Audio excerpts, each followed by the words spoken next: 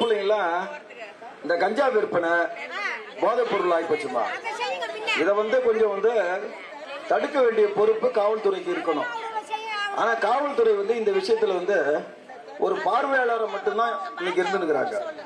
இந்த பகுதியில 9 வயது நிரம்பிய தமிழிசை ஒரு வாரத்தில் அவங்களுக்கு தண்டனை வாங்கி கொடுப்பாங்க. ஆனா 2 மாசம் ஆகி போச்சு.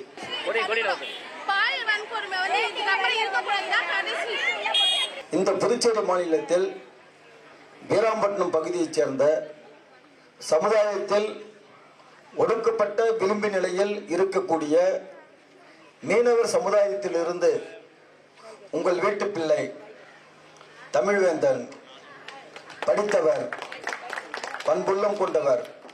நம்முடைய மீனவர்கள் சுதந்திரமாக தொழில் புரியக்கூட வாய்ப்பு இல்லாமல் வெளிநாட்டைச் சேர்ந்த பல்வேறு மீன்பிடி கம்பெனிகளுக்கு கடற்கரைகளிலிருந்து 15 நாட்டிக்கல்லுக்கு அப்பால் மீன்பிடிக்கக்கூடிய உரிமையை வழங்கி நம்முடைய இந்திய தேச மீனவர்களுக்கு மிகப்பெரிய துரோகத்தை இழைத்துக் கொண்டிருக்கும் ஒரு ஆட்சி பிஜேபி ஆட்சி.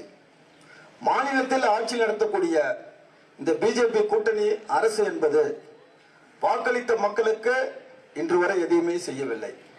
கடந்த சட்டமன்ற தேர்தலின் போது ரேஷன் கடை திறப்பார்கள் என்றார்கள். ரேஷன் கடையெல்லாம் திறந்துட்டாங்களா? அரிசி போடுறாங்களா, பருப்பு போடுறாங்களா, சர்க்கரை போடுறாங்களா, மிளகாய் போடுறாங்களா, என்ன போடுறாங்களா? எதுவுமே இல்லை. இதுக்கு முதலமைச்சர் என்ன சொல்றாருன்னா, மறுபடியும் நீங்க நமச்சிவாயத்துக்கு ஓட்டு போடுங்க, அவர் டெல்லிக்கு போவாரு, போன உடனே நாங்க ரேஷன் கடை திறக்கிறோம். 13,000 கோடிக்கு பட்ஜெட் போடும்போது சுமார் ஒரு 1000 கோடி ரூபாய் அளவிற்காவது நமக்கு பணத்தை ஒதுக்க வேண்டும். ஆனா பணம் ஒதுக்குவது வெறும் 72 கோடி. இதுல சம்பளம் கொடுத்துருவாங்க.